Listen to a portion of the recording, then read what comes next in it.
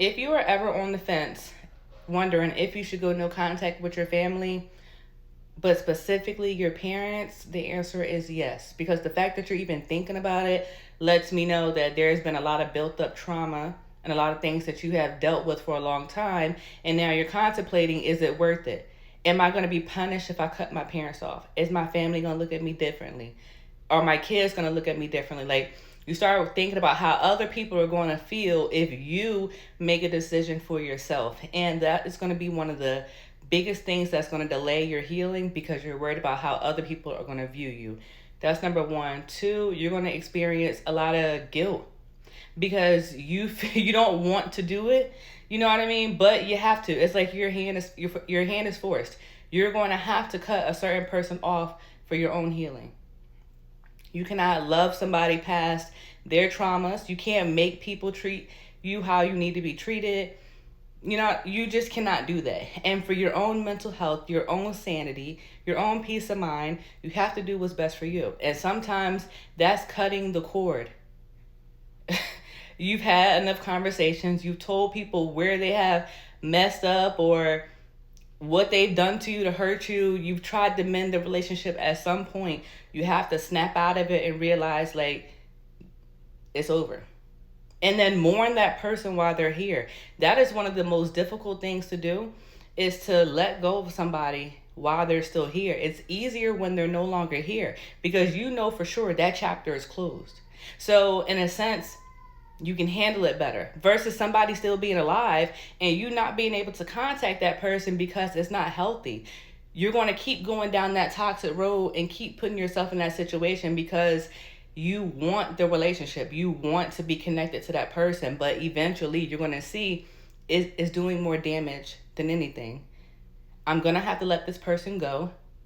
And letting them go, knowing that they're still physically here on earth, is very hard because what's stopping you from picking up that phone call, from answering that text, is going to have to be you. So you're going to have to put in the work. You're going to have to heal. You're going to have to talk about your trauma, not keep everything hidden.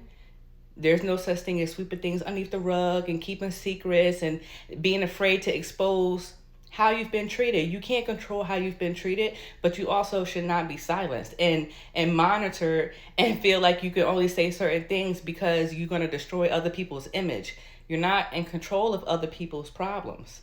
People's image is exactly their actions. So if they're not happy with their actions, that's their problem. They cannot get mad at you when people say, oh, you're trying to paint a picture about me. No, I'm just telling my truth. And whatever my truth paints about you, then that's what it is. You know what I mean? I'm not adding to the story. I'm not taking away from the story. But the story is the story. And people don't like to be held accountable, especially when we're talking about parents.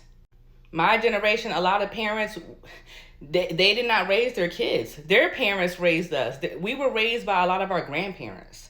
You know, like, a lot of my generation, the moms, the dads, they was in the streets doing whatever, you know? Where we, as my generation, we had to grow up raising ourselves, you know, unlearning a lot of trauma. And you know how hard it is to be the best parent to your children and do things differently from what was done to you? That takes strength. Because it's easy to fall back into the cycle and do exactly what everybody else did. So when you want to do everything the complete opposite, it is going to be a little challenging. It's going to be a little struggle, but it's going to be worth it. Especially when you can look yourself in the mirror and you can look at yourself and the children and know that you love them unconditionally. The sacrifices that you make to make their life better, you know that's coming from the heart. You know it's genuine. You know you would do anything to be there and to help your children. That's what it's all about, because unfortunately it wasn't given to you. And you know what that lack feels like. You know what it's like to not have nobody. So you go above and beyond and you make sure that you're there for your children. But it literally starts with no contact. You cannot stay in contact with somebody who has hurt you. The longer they have hurt you, the more healing and trauma. The longer that they have hurt you, the more healing that you're going to have to go through. And it's not going to start until you cut ties. And once you cut ties and you go through all the emotions, and when I'm talking about emotions, it's literally going through the stages of grief. But they're still here. But you're going to go through that cycle. And then on the other side, it's going to be nothing but peace.